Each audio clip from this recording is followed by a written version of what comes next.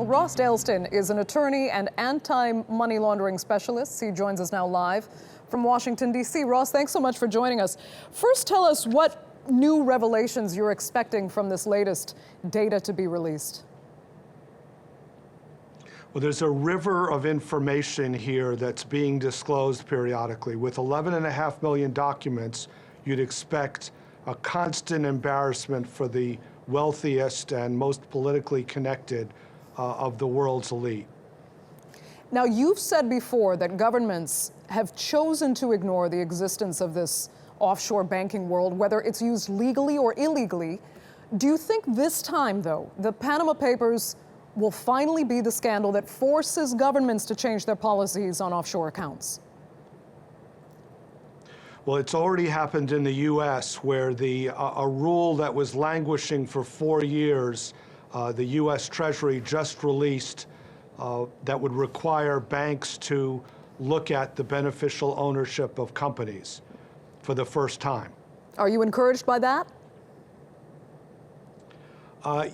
Yes and maybe, because on the one hand, after 4 years, you would think it was time to get this rule finalized. But on the other hand, it's very soft.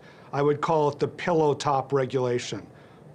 Remind us what you think needs to be done to actually make a difference, to make a dent in this world of offshore accounts. Well, we have international standards called the Financial Action Task Force recommendations, and they are very tough. And if the world's governments were to implement those recommendations fully, we'd all be a lot better off. What do you think about New Zealand? How did a country like New Zealand become the site for clandestine tax evasion? Well, no one is exempt from tax evasion. Tax evasion is a crime of the very wealthy, the ultra high net worth individuals who really believe they should pay no taxes whatsoever. And that's finally being revealed. It's been going on forever. Ross, since you're the closest thing, I think, to an insider and how this industry works, what does your instinct tell you about who released this information and why? Do you think it's a whistleblower, or is it someone trying to protect his or her own interests? It's hard to tell. The manifesto that the individual just released indicated to me that it was an educated person who was a native English speaker. Could be a man or a woman. I don't see a profit motive at this point.